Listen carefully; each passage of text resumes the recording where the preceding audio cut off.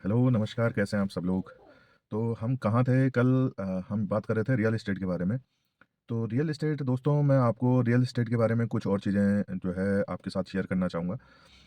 देखो, आज की डेट में जो भी बंदा अमीर बना है, जो भी बंदा अमीर बनना चाहता है, जो सोचता है कि उसके जेब में थोड़ा बहुत पैसा आ जाए और जो चाहता है कि वो लग्ज़री लाइफ़ अपनी जिए, ठीक है? तो वो कहीं न कहीं रियल एस्टेट के अंदर उसको घुसना पड़ेगा। क्यों? क्योंकि रियल एस्टेट एक ऐसा बिज़नेस है, ठीक है? जो कभी जो है बंद होने वाला नहीं है। दूसरी चीज़, इसके अंदर आपको लॉन्ग टर्म में बेनिफिट बहुत ज़्यादा मिलने वाला है क्योंकि आने वाले टाइम के बाद कुछ टाइम के बाद पॉपुलेशन जब बढ़ेगी तो आपको जो है प्रॉपर्टी खरीदनी बड़ी मुश्किल हो जाएगी। और जब प्रॉपर्टी खरीदनी मुश्किल हो जाती है तो फिर कहीं न कहीं आदमी फिर पछताता है कि यार पहले जो है अगर प्रॉपर्टी ली जाए तो आज कहीं न कहीं वो उसका बेनिफिट उसके बच्चे उठा रहे होते या फिर वो खुद उठा रहा होता है। ठीक है? अगर जो है रियल एस्टेट के अंदर मैं अगर फ्लक्चुएशन की बात करूँ या जैसे फ्लक्चुएट होती है प्रॉपर्टीज़ की वैल्यू या फिर मार्केट के हिसाब से फ्लक्चुएशन अगर हम देखे जाएँ, तो इसके अंदर कोई ऐसी ख़ास फ्लक्चुएशन नहीं होती है, ठीक है? इसके रेट हमेशा बढ़ते हैं, ठीक है? ये कभी भी स्टॉक की तरह ऐसा नहीं होता है कि आज इसकी वैल्यू कुछ है और कल कुछ और होगी। कल कुछ और का मतलब ये है कि कल कम होगी, ज़्यादा होगी, पता नहीं है, ठीक है? ऐसा रियल एस्टेट के साथ कभी नहीं होता है। रियल एस्टेट की जो वैल्यू होती है या तो कुछ टाइम तक उसी के हिसाब से चलती रहती है, लेकिन उसके हिसाब से भी नहीं, कम से कम जो है 2% 5% 10% वो डिपेंड करता है लोकेशन के ऊपर। लेकिन रियल एस्टेट की वैल्यू कभी भी स्टॉक की तरह ऐसे नहीं होती है कि वो जो है नीचे गिर जाए। एकदम से नीचे गिर जाए और एकदम से उठ जाए, ऐसे कभी भी रियल एस्टेट की वैल्यू नहीं होती है। दूसरी, जो लोग अमीर बने हैं, चाहे इंडिया के हो, चाहे फ़ॉरेन के हो, चाहे अमेरिका के हो, यूएस के हो या कहीं के भी हो, जो लोगों के पास पैसा है, ठीक है? उसका पैसा कहाँ से आया है? 90% से लेके 95% लोग जो भी अमीर हैं और जो चाहते हैं या जो जो बने हैं अमीर, चाहते तो ख़ैर अब चाहेंगे या चाहते होंगे, वो तो ख़ैर अब की बात है। लेकिन जो पुराने टाइम पुरानी हिस्ट्री उठा के आप देख लो, जिसके पास जितनी ज़्यादा ज़मीन है, उसने ही जो है ज़्यादातर चीज़ों को अपने रूल के अंदर लेकर आए हैं, ठीक है? तो जितनी ज़्यादा ज़मीन आप खरीदेंगे, जितना ज़्यादा जो है आप इन्वेस्टमेंट करेंगे रियल एस्टेट के अंदर, उतने ही आज की डेट में आप अमीर होंगे। आज की डेट में हो या कभी भी हो, आप हमेशा उतने अमीर होंगे जितने जो है आपकी जेब में ज़मीन है, ठीक है? दूसरी चीज़ क्या मैं आपको बताऊँ, एक इसके अंदर इन्वेस्ट जो करने का तरीका होता है, इसके अंदर इन्वेस्ट करने के बहुत सारे तरीके होते हैं। क्या-क्या? पहले तो प्लॉट खरीद लो, ठीक है? अच्छी जगह पे प्लॉट सर्च करो, अच्छी जगह पे जो है अच्छा है अगर आपने प्लॉट खरीदना है, अगर आपको इन्वेस्टमेंट प्लॉट पे करना है, तो आपको पहले लैंड के लिए जो है अच्छी लोकेशन में जगह चाहिए। जो लोकेशन आपको अच्छा पैसा देगी 5 साल के बाद, 10 साल के बाद, ऐसी जगह पे आपको लैंड देखनी है। दूसरी चीज़ क्या है, अगर आप मकान भी देख रहे हैं, तो एक रेज़िडेंशियल जो आपको अपने लिए चाहिए और बाकी जो सारे के सारे इन्वेस्टमेंट आप करो, तो वो कमर्शियल में करो, तो उसका बहुत ज़्यादा बेनिफिट मिलता है। कमर्शियल जो प्रॉपर्टी होती है, उसका बेनिफिट आपका रेज़िडेंशियल प्रॉपर्टी से कम 10 गुना ज़्यादा मिलता है। अगर आपका जो है रेज़िडेंशियल प्रॉपर्टी आप खरीदते हैं, उसको अगर रेंट पे चढ़ाते हैं, तो उसका उसका आपको जो है मुश्किल से 2 से लेके और 4% के बीच का आपको उसका रेंट मिलता है, ठीक है? जो प्रॉपर्टी की वैल्यू होती है, उसका 2 से लेके 2% के आसपास का या 3% के आसपास का या 4 हो सकता है, 4 हो सकता है, 5 हो, ठीक है? तो डिपेंड करता है लोकेशन के ऊपर ही अगेन, ठीक है? अगर जो है आप इन प्रॉपर्टी के ऊपर वो करते हैं, इन्वेस्ट करते हैं, तो आपको ज़्यादा रिटर्न नहीं मिलेगा। अगर आप किसी ऐसी प्रॉपर्टी के अंदर इन्वेस्ट करते हैं जो कमर्शियल है, आप कमर्शियली उसको जो है रेंट पे चढ़ा सकते हैं या फिर कमर्शियली उसको जो है कोई बिज़नेस वहाँ पे खोल सकते हैं, ठीक है? तो उसमें आपका जो इंटरेस्ट आएगा वो 30-20% आता है, 20 से 30% आता है, तो लगाओ आपकी कितना होता है, ठीक है? अगर आप जो है एक प्रॉपर्टी खरीदते हैं 2 करोड़ रुपए की कमर्शियल, ठीक है? उसका अगर आप 3 मंजिल चढ़ाते हैं तो 3 मंजिल में अलग-अलग किराया आता है उसका, ठीक है? ये मिनिमम जो है वो है, ठीक है? 3 मंजिल है, 4 मंजिल है। अभी जो रेट चल रहा है कमर्शियल प्रॉपर्टीज़ का, वो चल रहा है ₹30 से लेके और ₹90 ₹100 तक का है। बाकी डिपेंड करता है कि आपकी लोकेशन कैसी है। प्राइम लोकेशन हुई, तो फिर उस हिसाब से रेट रहता है। अगर जो है नॉर्मल लोकेशन हुई, तो उस हिसाब से रेट रहता है। लेकिन 30% से लेके 40% तक का या फिर 20% से लेके 40% तक का उसमें रिटर्न रहता है। ठीक है? कमर्शियल प्रॉपर्टीज़ के ऊपर। एक प्रॉपर्टी से आपका जो है 10 साल के अंदर ही प्रॉपर्टी फ्री हो जाती है, अगर आप उसको रेंट करते हैं तो। ठीक है? अगर जो है कमर्शियल प्रॉपर्टी के अंदर इन्वेस्ट करोगे तो उसके कुछ जो है टर्म एंड कंडीशंस होती हैं, गवर्नमेंट अप्रूव्ड जो है सारी चीज़ें चाहिए होती है। थोड़ा बहुत पैसा उसमें लगता है, लेकिन अगर आपका जो है वो बजट पास हो गया, आपका प्रॉपर्टी लैंड एरिया गवर्नमेंट ने अप्रूव कर दी है, तो आप उसमें बहुत अच्छा पैसा कमा सकते हैं, ठीक है? स्टॉक इतना पैसा देता है, बहुत पैसा देता है स्टॉक मार्केट, लेकिन स्टॉक के अंदर जो है फ्लक्चुएशन बहुत ज़्यादा होती है, ठीक है? स्टॉक हमेशा पैसा देता तो है और लेता भी है। ठीक है, प्रॉपर्टी कभी पैसा लेती नहीं है, वन टाइम इन्वेस्टमेंट होता है, लेकिन आपकी पुश्तें खाएँगी अगर आप प्लॉट या फिर जो है किसी रेज़िडेंशियल एरिया के अंदर आप अपना जो है इन्वेस्ट करते हैं, ठीक है? बहुत अच्छा इन्वेस्टमेंट आपको देने वाला है ये जो लैंड परचेज़िंग का जो आइडिया होता है, बहुत अच्छा इन्वेस्टमेंट देता है। रियल एस्टेट एक ऐसा बिज़नेस है जो आपको जो है बहुत अमीर बना सकता है और बहुत लंबे टाइम तक अमीर बना सकता है। बहुत लंबे टाइम तक आप जो है इस चीज़ का मज़ा ले सकते हैं, लेकिन मज़ा तभी लोगे जब आप आज की डेट में इन्वेस्ट करोगे या पहले कर चुके होंगे।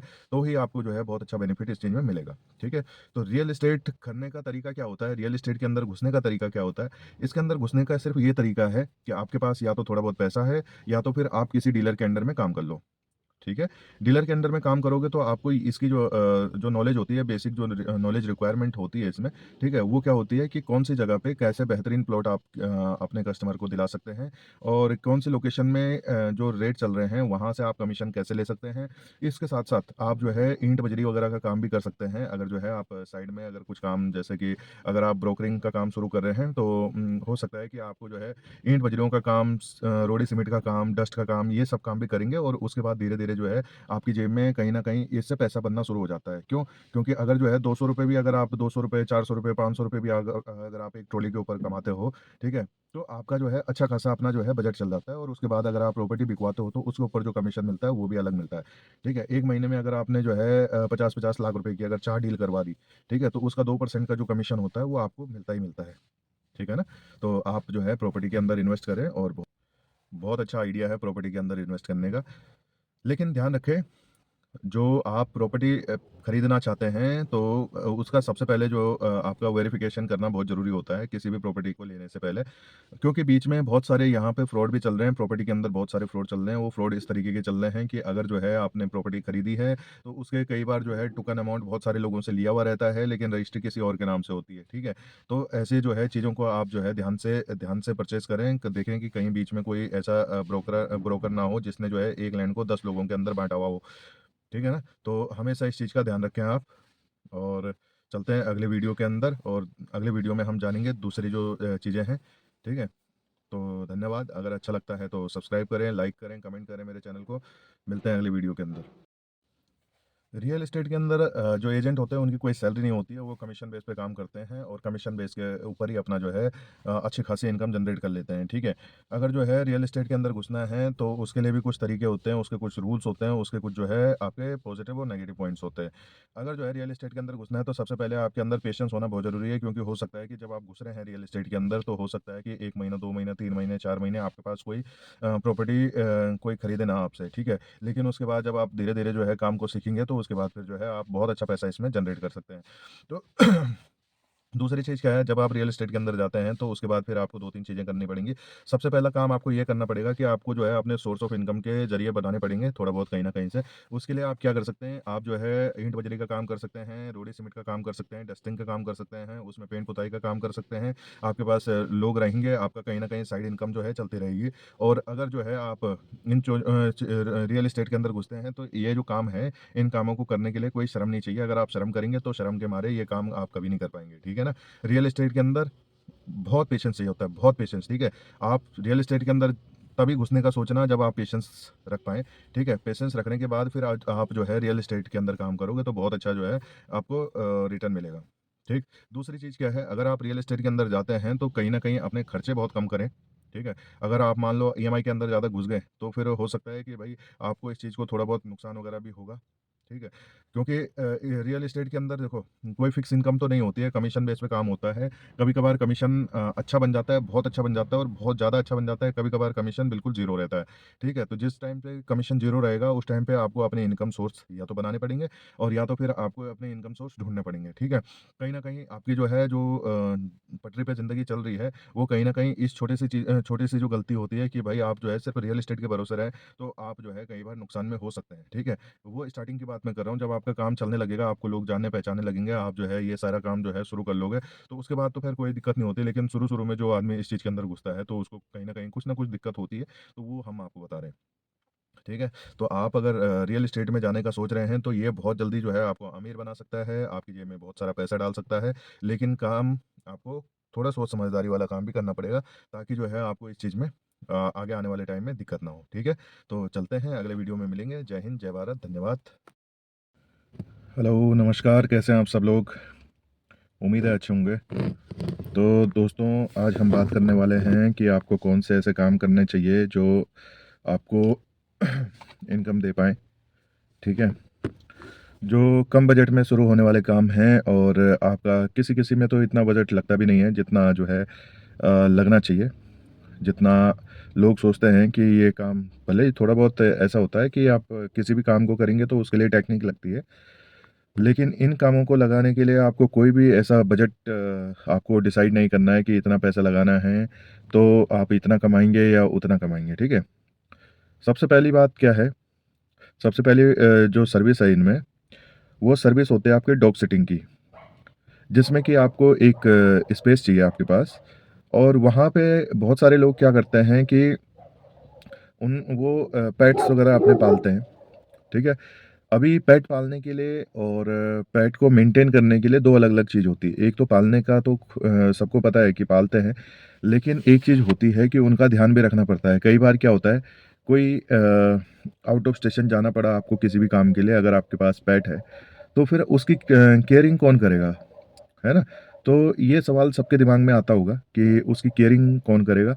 तो उसमें सबसे पहली चीज़ ये होती है कि आप कोई आदमी अपने घर पे रखें और वो जो है आपके जो है डॉग्स की केयर करे और आपके घर की देखभाल करे, ठीक है? दूसरा ऑप्शन आपके पास ये है कि आप किसी रिलेटिव के घर पे जो है आप अपने जो पेट है उसको छोड़ सकते हैं। लेकिन क्या होता है कई बार जो हमारे रिलेटिव होते हैं वो इस चीज़ को 1 दिन या 2 दिन से ज़्यादा फिर मेंटेन करना उनके लिए थोड़ा-सा टिपिकल हो जाता है क्योंकि बहुत सारे लोगों को बहुत सारे अपने काम भी होते हैं। तो इसमें जो लास्ट ऑप्शन आता है हमारे पास वो क्या ऑप्शन आता है कि या तो जो है हम अपने पेट्स के साथ खुद ही बंध जाएँ कि मतलब कहीं जाना नहीं है, कहीं आना नहीं है, कोई रिलेटिव नहीं है, कोई कुछ नहीं है, बस हमको अपने पेट की भी देखभाल करनी है, हमने अपने घर की भी देखभाल करनी है। उसके बाद फिर जो है चीज़ें ये होती है कि भई हम सिर्फ़ अपने पेट की वज़ह से जो है कहीं न कहीं बंध से जाते हैं, हमारे जो है हम घर से बाहर निकल नहीं पाते हैं क्योंकि हमें ध्यान रखना पड़ता है कि भई उसने खाया नहीं खाया, उसको घुमाने का जो चीज़ें होती हैं, वो सारी चीज़ें। ठीक है? तो यहाँ पे जो है डॉग सिटिंग वाला जो आइडिया होता है, वो काम आता है, जहाँ पे आप अपने एरिया में कहीं पे भी, ठीक है? आप ऐसी सर्विस खोल सकते हैं, जहाँ पे आप लोग अपने पेट्स को आपके पास रखें, आप उनसे कुछ चार्ज करें। ठीक है? चार्ज करने का मतलब ये है कि आपको डॉग की अगर पहले जान लीजिए कि वो खाता क्या है ना? वो किस तरीके से उसका जो है इन्होंने मेंटेन करा है जो ओनर है, ठीक है? उसके बाद फिर जो है आपको पता लग जाएगा कि इसके लिए डाइट क्या चाहिए, इसके लिए कितना जो है कितना ये सोता है, कितना खाता है, कितना कहाँ, क्या-क्या करता है ना? उसके बाद फिर जो है आप उस हिसाब से चार्ज कर सकते हैं। अगर कोई जो है सिर्फ़ चिकन किसी ने जो है सिर्फ़ 3 टाइम का चिकन किसी पेट को अगर जो है हैबिट बना रखी है, तो आपको फिर 3 टाइम के चिकन के हिसाब से अगर जो है 4 दिन, 5 दिन, 6 दिन, 8 दिन, 10 दिन जितना भी जो है कोई अपना पेट आपके पास छोड़ना चाहे, वो छोड़ सकता है। ठीक है? पेट वाला ऑप्शन है तो अगर मान लीजिए कि कोई अगर 10 दिन के लिए आपके पास पेट छोड़ के जाता है, 1 दिन का उसका खर्चा अगर ₹300 का है मान लीजिए, ₹100 की डाइट उसकी 1 टाइम की है। अगर ₹300 का उसका खर्चा है, तो आप ₹200 अपना पर डे के हिसाब से चार्ज कर सकते हैं। तो ₹500 पर डे के हिसाब से 10 दिन का आपका कितना हो जाता है? ₹5000 ठीक है? तो ऐसे में अगर जो है आपके पास 5 या 6 कोई पेट्स भी रख के जाता है अपने पास, 5-6 पेट रख के जाता है, 10 दिन के लिए रख के जाता है, तो आपका अच्छा खासा जो है उसमें इनकम हो सकती है। ठीक है? दूसरा ऑप्शन हमारा इनकम करने का फ्रीलांसिंग का है। आप अपनी जो क्वालिफ़िकेशंस हैं, अपने जो आपको टेक्निकल चीज़ें आती हैं, आप उसको ऑनलाइन फ़िल कर दो और ऑनलाइन फ़िल करने के बाद आपके पास बहुत सारे ऑफ़र जो है, बहुत सारी जगहों से आते हैं। जैसे मान लीजिए मुझे कोई वेबसाइट बनानी है, आपको वेबसाइट का काम आता है। ठीक है?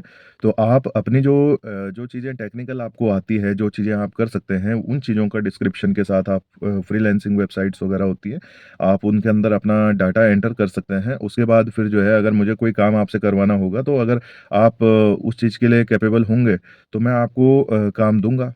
ठीक है? अगर आपने काम अच्छा कर दिया, तो हो सकता है मेरे पास बहुत सारे कस्टमर ऐसे भी हों, जिनका जो है मैं काम आपसे करवा सकता हूँ। ठीक है? आप अपने चार्जेज़ वगैरह जो भी आप लेते हैं 10,000, 12,000, 15,000, 20,000 बहुत सारे कामों का 1-1 लाख रुपए, 2-2 लाख रुपए भी मिलता है। ठीक है? वो डिपेंड करता है कि आपकी क्वालिफ़िकेशन क्या है, आपकी टेक्निकल स्किल क्या है, आपकी नॉर्मल स्किल क्या है। आप कितने टाइम में कौन-सा काम कंप्लीट करके दे सकते हैं। ठीक है?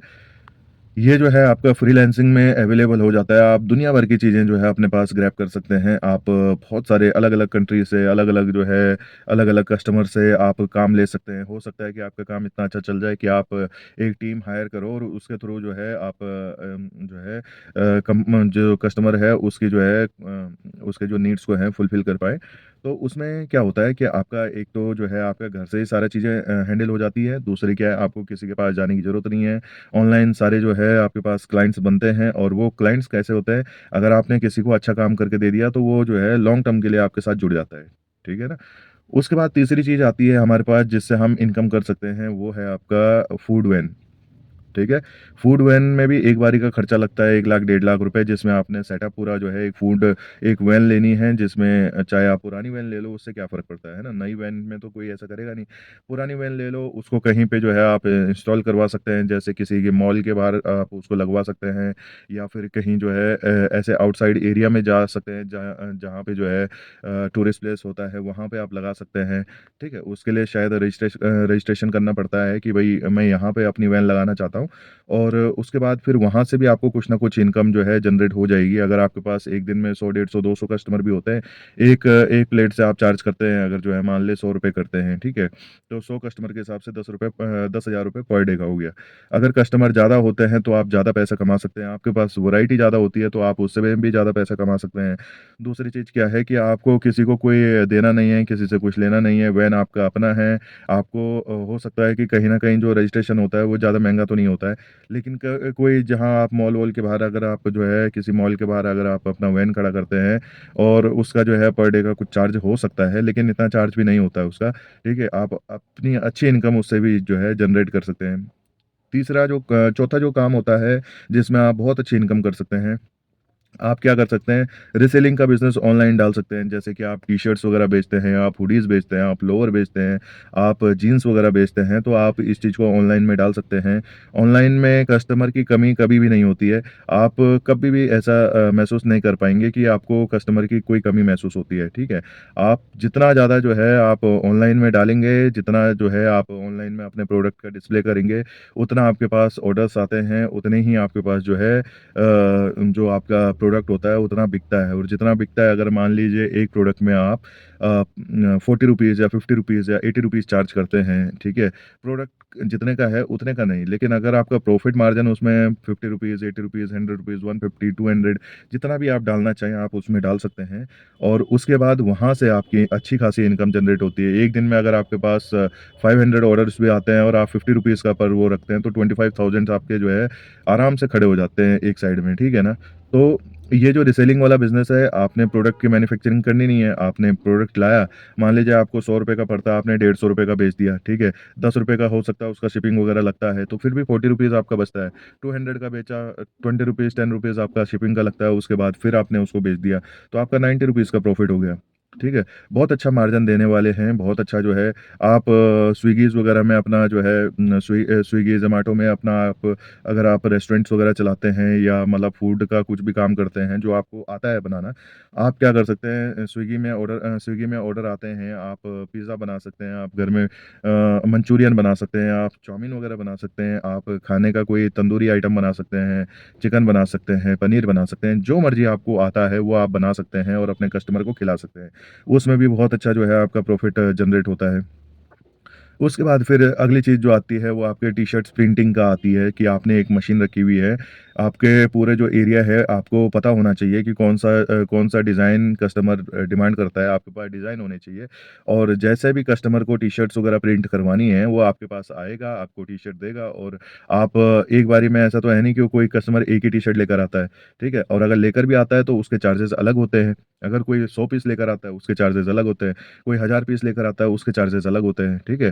तो जैसे-जैसे आप टी-शर्ट प्रिंटिंग के काम में घुसेंगे तो आपको महसूस होगा कि यार अगर कोई कंपनी ऐसा है जो सिर्फ़ मैन्युफैक्चरिंग करती है, उसके पास प्रिंटिंग का कोई काम नहीं करती है वो, ठीक है? तो वो आपके पास जो है अलग-अलग पैटर्न के टी-शर्टें प्रिंट करवाते हैं। जैसे कि जब योगा डे आता है तो योगा की टी-शर्ट्स कोई अगर अपने ब्रांड्स की अगर बेचना चाहता है तो वो अपने ब्रांड लोगो के साथ जो है अपनी टी-शर्ट्स वगैरह बेच सकता है। कोई अगर जो है अपने ऐड का प्रमोशन करता है, ठीक है? एडवर्टाइज़मेंट करता है तो उसमें भी जो है लोग लेकर आते हैं कि आपको 500 टी-शर्ट्स प्रिंट करवानी है तो एक टी-शर्ट का प्रिंटिंग का कॉस्ट जो भी होता है, ठीक है? 25-30 रुपए होता है या 50-60 रुपीज़ होता है या 100 रुपीज़ होता है। जैसी उसकी इंक होती है और जैसे जैसा आपका प्रिंट क्वालिटी होता है, तो आप उसके हिसाब से चार्ज कर सकते हैं, ठीक है? उसके बाद फिर अगली जो चीज़ आती है वेबसाइट डेवलपमेंट की। आप वेबसाइट डेवलपमेंट हो गया या ऑनलाइन कंसल्टेंसी हो गया, आप शुरू कर सकते हैं, लोगों को कंसल्ट कर सकते हैं, उनको करना क्या है, करना कुछ नहीं है या जो भी कुछ करना है, ठीक है? अगर आप मान लीजिए किसी को कंसल्ट करते हैं, उसका आप 500 चार्ज करते हैं पर कंसल्टिंग का, ठीक है? तो आप जो है उसमें भी अच्छा पैसा कमा सकते हैं। बहुत सारे लोगों को बहुत सारे जो है चीज़ें सीखनी होती है या फिर उनके दिमाग में चीज़ें डालनी होती हैं, तो आपके पास भी आइडिया होने चाहिए कि किस तरीके से आपके जो आइडिया हैं उनको हेल्प कर पाएँ और आप उनको जो है अच्छे से गाइड करोगे, अच्छा उनको कंसल्टेंसी दोगे तो फिर जो है अच्छी सर्विस जितनी अच्छी उतना अच्छा पैसा होता है, ठीक है? तो आप ये काम भी कर सकते हैं। उसके बाद बहुत सारे लोगों का ये भी होता है कि जैसे बहुत सारे लोगों के उसमें घर में बुजुर्ग होते हैं, ठीक है? आप उन लोगों का जो है ध्यान रख सकते हैं। आप अपनी सर्विस खोल सकते हैं उनके लिए कि अगर मान लीजिए किसी बुजुर्ग के घर में जो है उसे केयर करनी है तो फिर आपका पर मंथ का हो गया या पर डे का हो गया या पर वीक का हो गया, आप उनसे जो है जो कस्टमर होते हैं, उनसे बात करके कि आप 1 हफ्ते के लिए मिनिमम रहते हैं या 1 महीने के लिए रहते हैं या 1 साल के लिए रहते हैं, ठीक है? तो आप उनको जो है अपना सर्विस दे सकते हैं, बुजुर्गों का सेवा कर सकते हैं, ठीक है?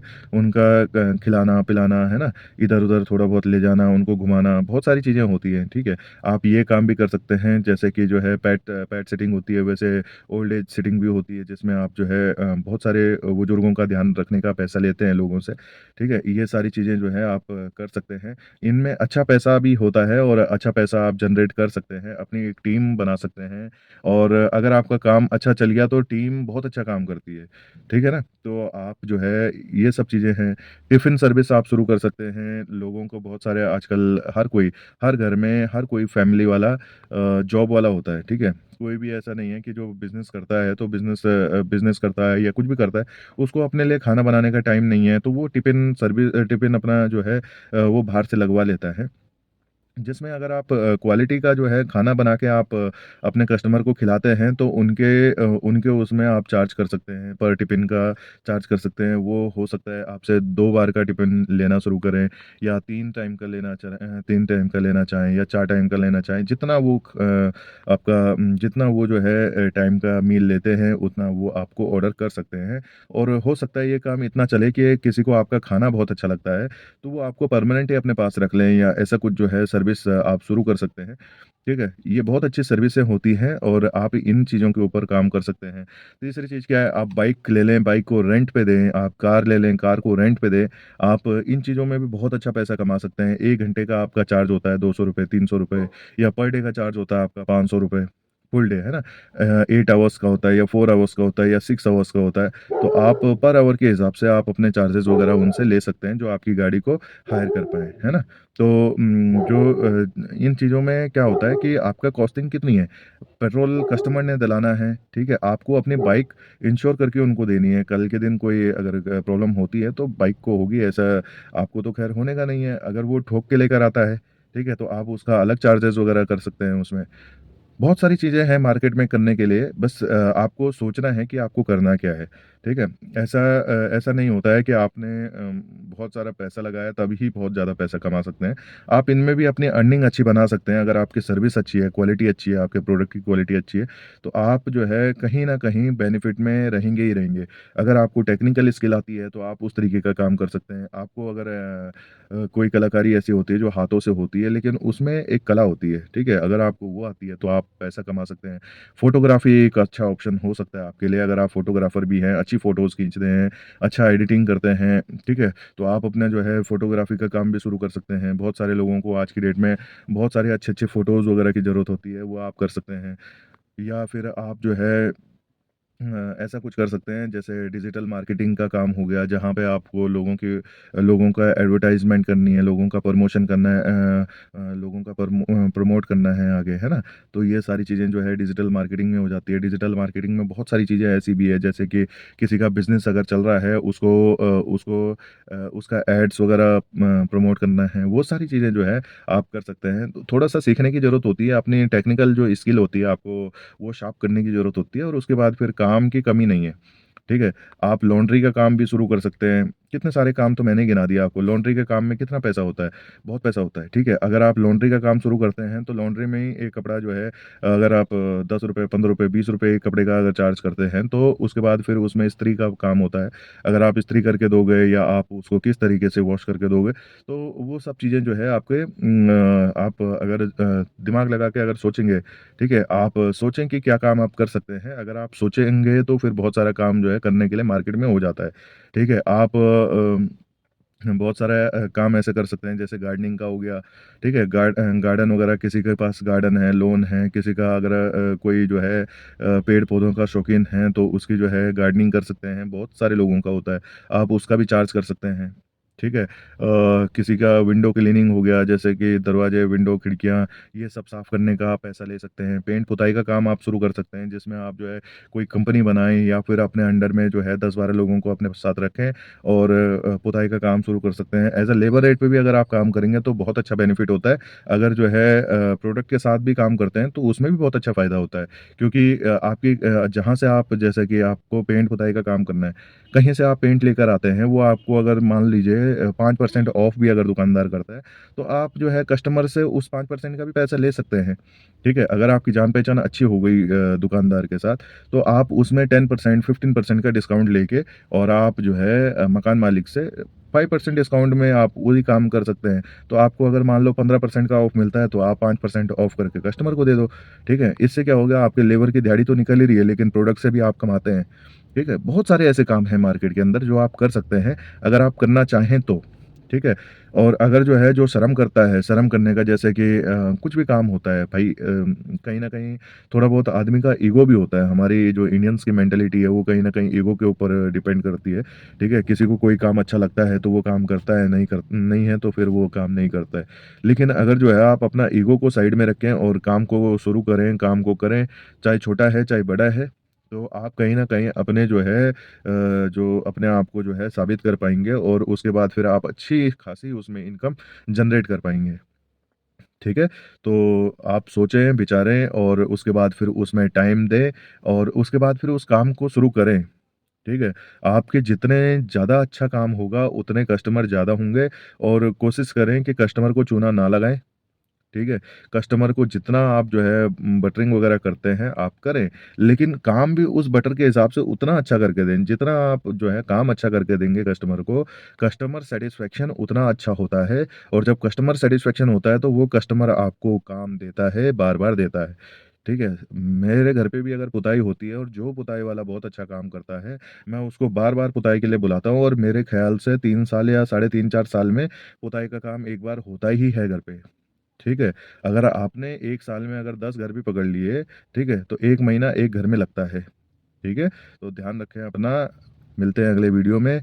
कुछ काम अगर आप इस तरीके से शुरू करें, तो हमें ज़रूर कमेंट करें, लाइक करें, सब्सक्राइब करें हमारे चैनल को। धन्यवाद।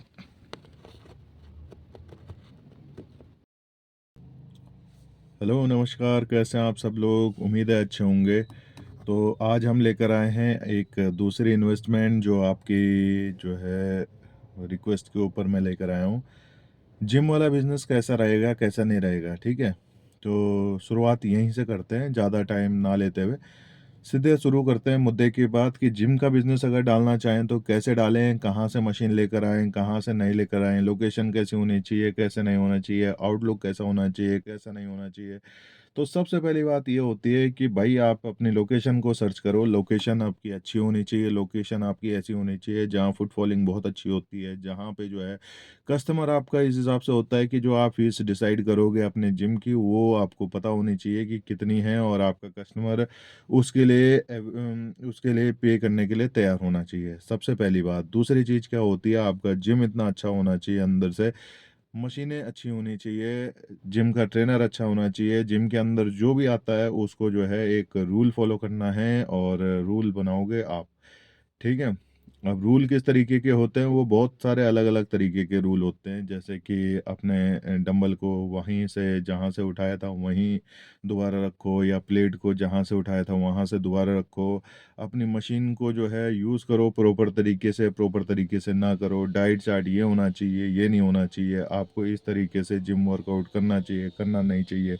ठीक है? आपका हर एक चीज़, हर हर स्टेप को आपको स्टार्टिंग में जब आप इस चीज़ का प्लान करोगे, जिम का प्लानिंग जब से आप शुरू करोगे कि मुझे जिम खोलना है और आप एक फंड डिसाइड करोगे कि मुझे इतना पैसा जिम के अंदर लगाना है, तो आप सबसे पहली चीज़ ध्यान करोगे कि आपको लिस्ट बनानी है। लिस्ट बनाने के ऊपर फिर लिस्ट बनाने के साथ-साथ आपके पास उस लिस्ट के ऊपर काम करने के लिए भी कैपेबिलिटी होनी चाहिए। ऐसा ना हो कि आपने लिस्ट तो बना दी लेकिन फिर कहीं न कहीं या तो पैसा कम पड़ गया या तो फिर मैन पावर कम पड़ गई या तो फिर आप लगाना नहीं चाह रहे हैं, ठीक है? बहुत सारी चीज़ें होती हैं, आपको बहुत सारे जो काम करने हैं वो करने हैं, बहुत सारे काम बिल्कुल नहीं करने हैं, ठीक है? सबसे पहली बात आपने लिस्ट बनानी है और लिस्ट में आपका सबसे पहले जो है मशीन का तो ख़ैर एक लिस्ट अलग बनती ही है, वो तो ख़ैर सबकी ही बनती है। जब आप जिम खोलोगे तो मशीन की लिस्ट तो बनी ही बनेगी, कौन-सी मशीन आपको चाहिए, कौन-सी नहीं चाहिए।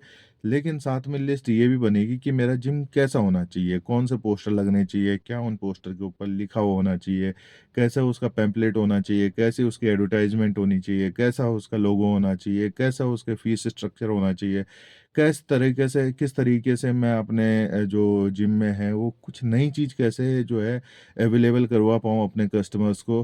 तो ये सारी चीज़ें जो है आपको डिसाइड करनी है और उसके बाद फिर आपको अपने जिम के ऊपर काम करना है। ठीक है?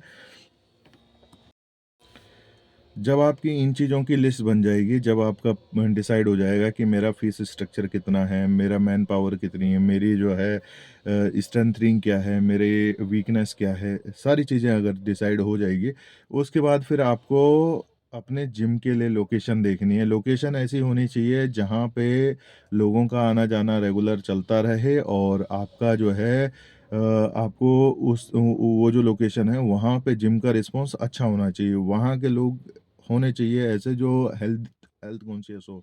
वहाँ के लोगों को एक अगर आप डाइट बताओगे तो वो डाइट फ़ॉलो करने वाले होने चाहिए। जो आप वर्कआउट बताओगे वो वर्कआउट को करने वाले होने चाहिए। तो इस तरीके से जो लोकेशन होती है वो अच्छी रहती है जिम खोलने के लिए, ठीक है? मार्केट हो तो मार्केट और अच्छा है, ठीक है? आपकी अपनी अगर लोकेशन है तो वो भी अच्छी होनी चाहिए और फ़ीस ऐसी होनी चाहिए जो देखो अगर आप मार्केट में खोलोगे तो वहाँ पे छोटा और बड़ा दोनों जेब वाला कस्टमर आता है, जिसकी जेब अच्छी है और जिसकी जेब हल्की है, वो दोनों आते हैं। लेकिन अगर आप बैक साइड में खोलोगे तो वहाँ पे भारी कस्टमर बहुत कम आता है, वहाँ पे लोकल वाला बहुत अच्छे लेवल का रहता है। अगर तो वहाँ पे फ़ीस ऐसी होनी चाहिए जो हर बच्चा मेंटेन कर पाए, ठीक है? हर लेडीज़ और हर जेंट्स मेंटेन कर पाए। दूसरा आपको योगा के लिए अलग चाहिए, स्ट्रेंथ के लिए अलग चाहिए, कार्डियो के लिए अलग सेक्शन होना चाहिए आपके जिम के अंदर। मशीनें ऐसी होनी चाहिए जिसमें जो है आपकी स्ट्रेंथ वाली जो एक्सरसाइज़ होती हैं वो अलग हो, ठीक है? फ्री वेट वाली अलग हो और जो कार्डियो सेक्शन हो वो अलग हो, जो आपका योगा सेक्शन है वो अलग हो। ठीक है ना? हेवी लिफ्टर के लिए अलग हो।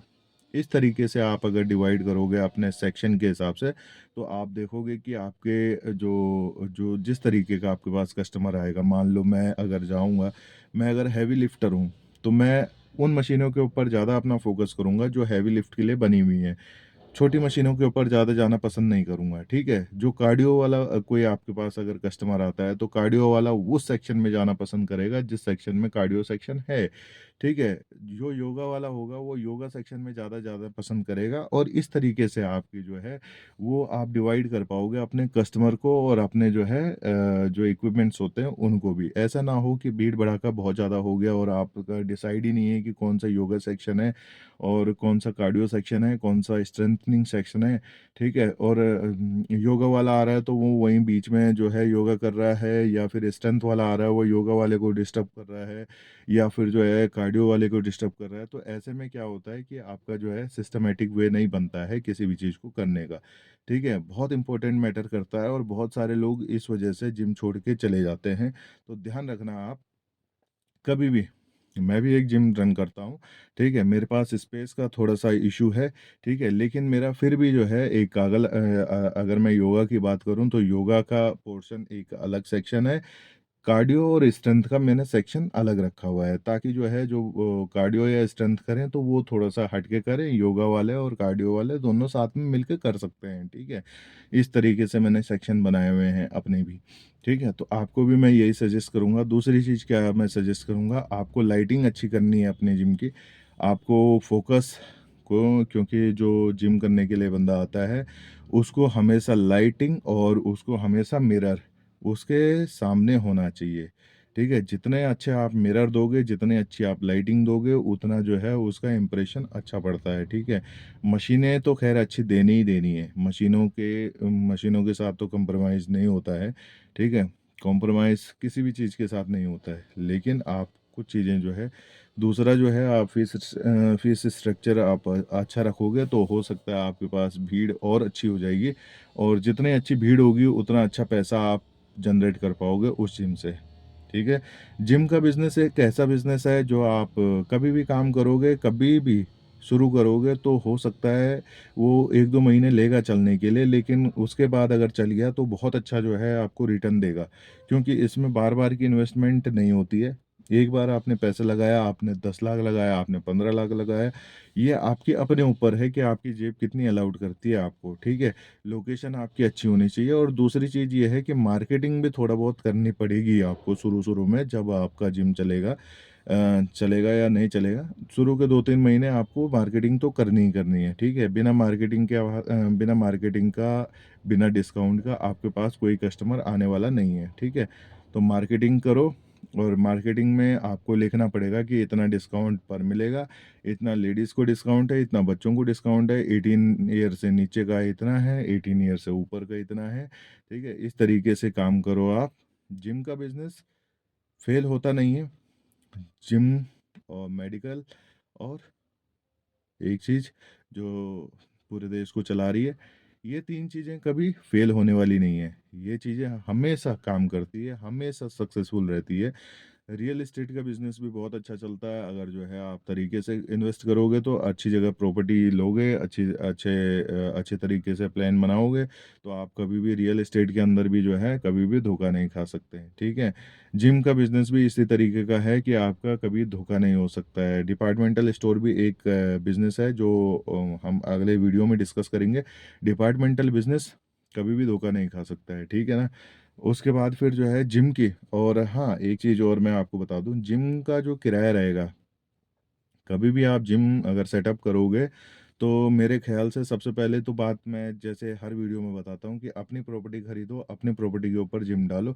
लेकिन अगर ये पॉसिबल नहीं होता है, तो आप एक काम करो कि आप जितना कम आपका किराया हो, उतना अच्छा है क्योंकि बिज़नेस के अंदर आप लंबे टाइम तक तभी टिक पाओगे, जब आपका किराया कम होगा, ठीक है?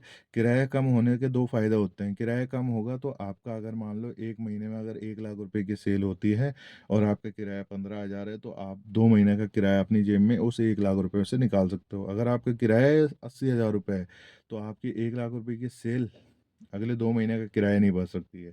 ठीक है? तो आप हमेशा ध्यान रखो आपका किराया जितना कम होगा, आप लंबे टाइम तक उस फ़ील्ड में टिक पाओगे। ठीक है? चलिए और दूसरा जो है मैं आपको एक चीज़ और बता दूँ, अगर जिम का बिज़नेस करते हैं तो आपको भी थोड़ा बहुत नॉलेज होनी चाहिए, इसलिए अपने आप को भी फिट रखो, ठीक है? ताकि जो है आप दूसरों को नॉलेज दे पाओ कि भई कोई बंदा अगर जो है जिम करना चाहता है आपके पास तो आप क्या-क्या उसको अवेलेबल करा पाओगे और कैसे-कैसे उसके स्ट्रेंथ के ऊपर आप ध्यान दे पाओगे या उसके जो है जो भी उसको करना है उसके ऊपर कैसे ध्यान दे पाओगे, आप तभी बता पाओगे जब आपको थोड़ा बहुत नॉलेज खुद को भी होगा, ठीक है? तो चलिए मिलते हैं फिर अगले वीडियो के अंदर और धन्यवाद।